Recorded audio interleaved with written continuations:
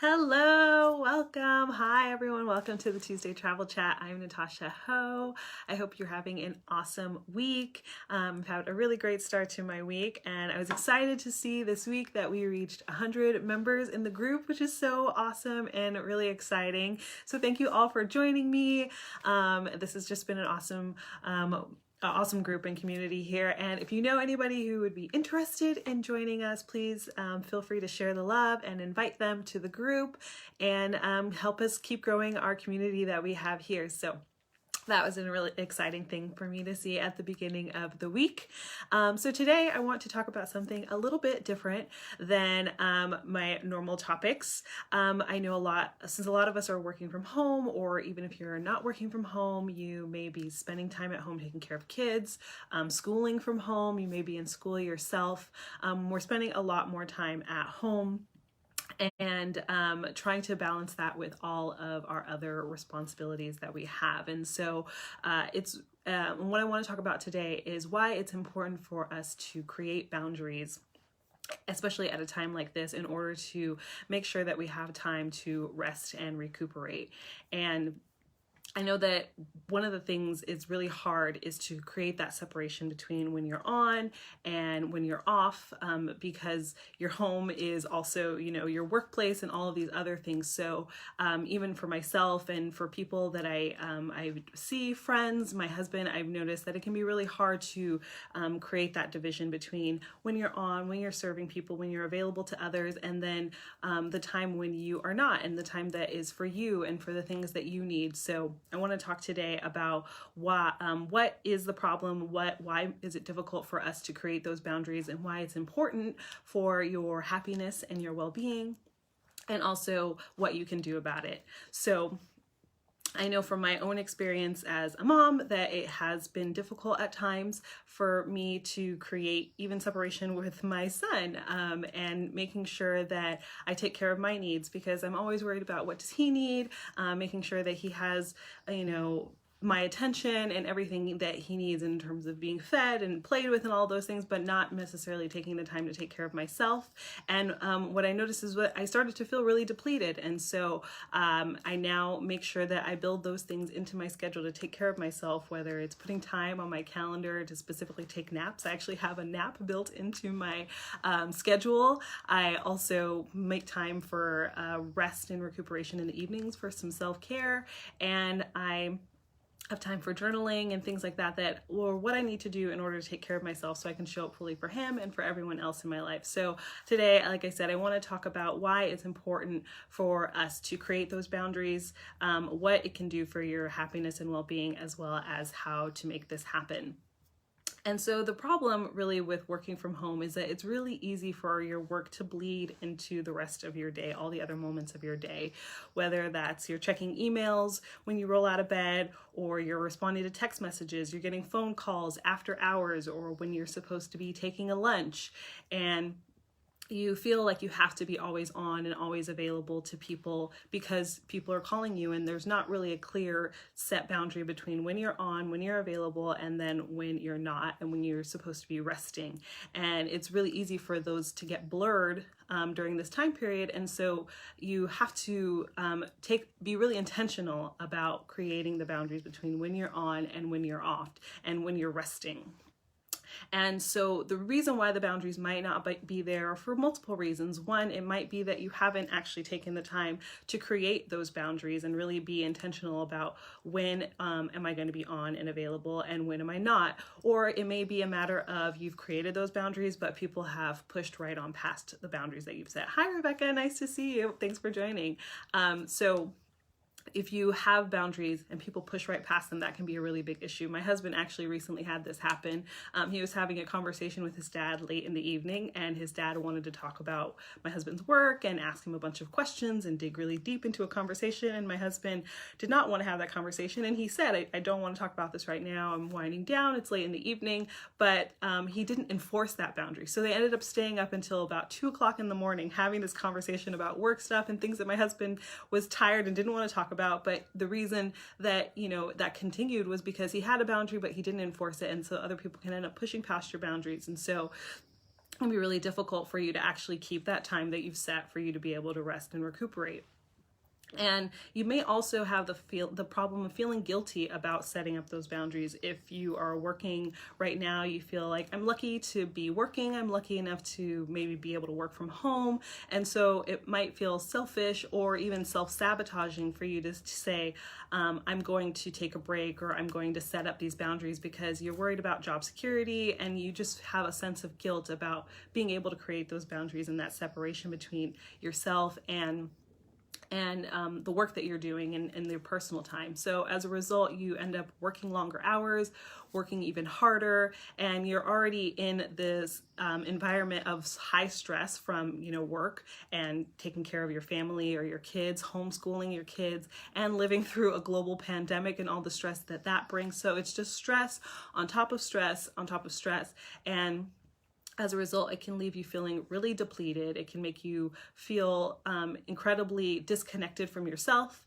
And I notice a lot of people who are in that situation feel suffering, and then they end up taking that out on the people around them or taking that out on themselves. So that can look like snapping at your kids because you don't have the patience to deal with them, or they're making noise and you're like, I can't hear myself think. Or it could look like you having a really short temper with your partner, or taking that out on yourself, whether you are speaking to yourself in a really harsh way, or you start binge eating and binge drinking because you have so much stress and you don't really know how to deal with the feeling of being overworked and unhappy. And so all of this can add up to a really negative environment. And so I want to talk about, why obviously this is really difficult for your health and well-being. And overall, the main issue is really that feeling overworked can end up leading to this feeling of burnout. When you're nonstop working all the time, you get burnt out. It's just, it's a fact of life. And not having those boundaries with people, you end up having other people steal all of your time and your energy, and they're going to keep sapping you. So if you're working and your boss is asking you to do this or that, or texting you, and when you start to answer those text messages or respond to those emails in the middle of the afternoon or in the night, then they'll keep sending you more. And so you probably noticed, I've had this happen to me where it's like, okay, I'm just going to respond to this one email and then I'm going to close my laptop. And as soon as you answer, one email, that person emails you right back, and then you're sucked back in. And so then the cycle continues and you don't actually unplug, turn everything off, and disconnect. And so without having any breaks, that can really take away from your own energy and time to be able to take care of yourself, like I mentioned. And science shows that it's actually when you're overworked and you don't take time for your body to restore and to recuperate, it becomes more difficult for those neural connections that lead to peacefulness and calm to be able to turn on when it's time for you to become peace and calmful. So those would get weakened. And so when you do actually want to sit down and rest and recuperate, you can't enter a state of feeling at ease and feeling peaceful. So that might look like it gets really hard to fall asleep at night because you've been overworked all day long. Or when you sit down, you feel anxious and you feel like, I'm supposed to be doing something, and you can't actually relax and feel at peace. So the environment of being on all the time can actually bleed, even when you're trying to actually rest. It can bleed into those moments because your body has now learned to be at this heightened state, and it can't calm down and be able to be at peace and let you to rest and recuperate.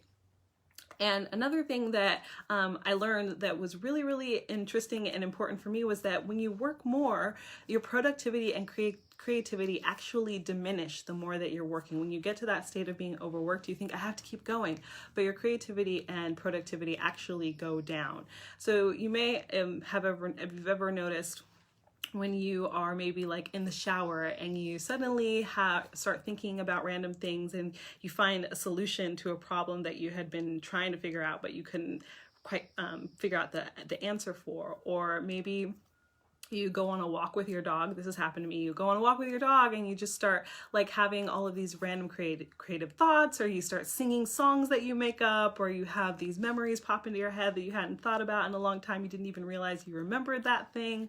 Or for me, the thing is when I'm laying down to go to sleep at night, I suddenly will have all this inspiration. So I keep paper near me by my bed at night so that I can write down, because suddenly all these ideas will pop into my head. And the reason is when your brain starts to finally calm down and it's not at work, all of those ideas will start to, the neural connections will start to form between all of these different parts of your brain. And so all the ideas that are swirling around in your head can come together and create new ideas. And so your creativity and your productivity will actually increase in the environment of rest.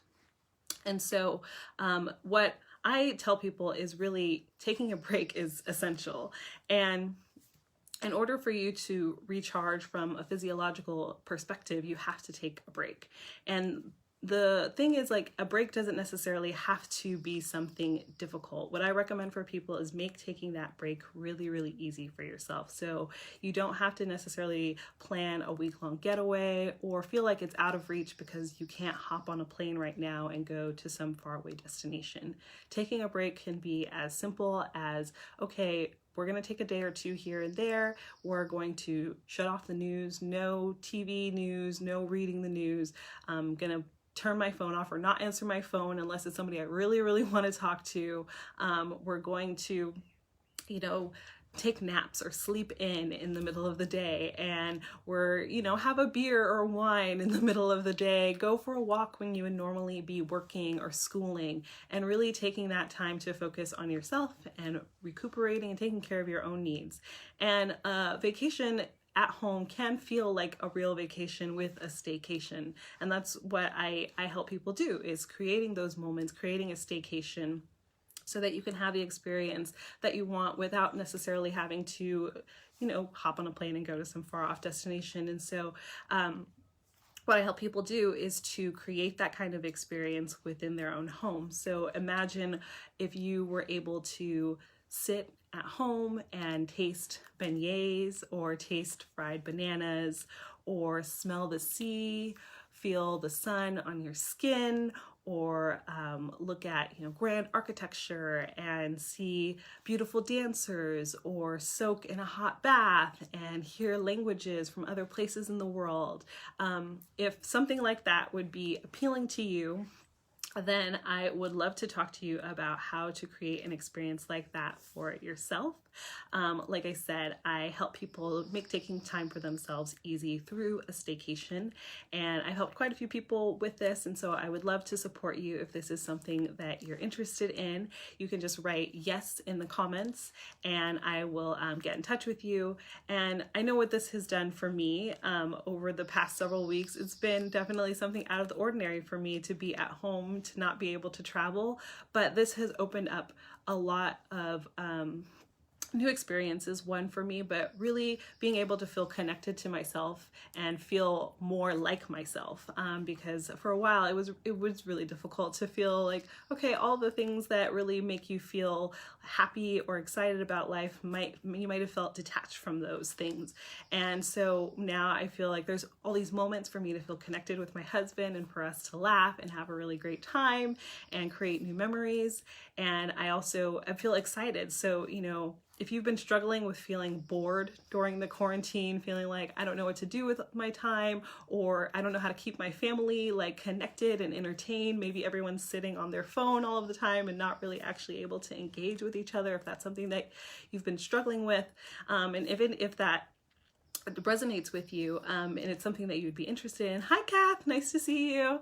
If that's something that you'd be interested in, like I said, just write yes in the comments, and I would love to talk to you more about how to make that happen for yourself, because it's been a game changer for me to really bring all of those experiences that I would normally seek out in the world into my home, to still be able to feel really excited and not feel like I'm trapped in the movie Groundhog Day, where every single day is exactly the same.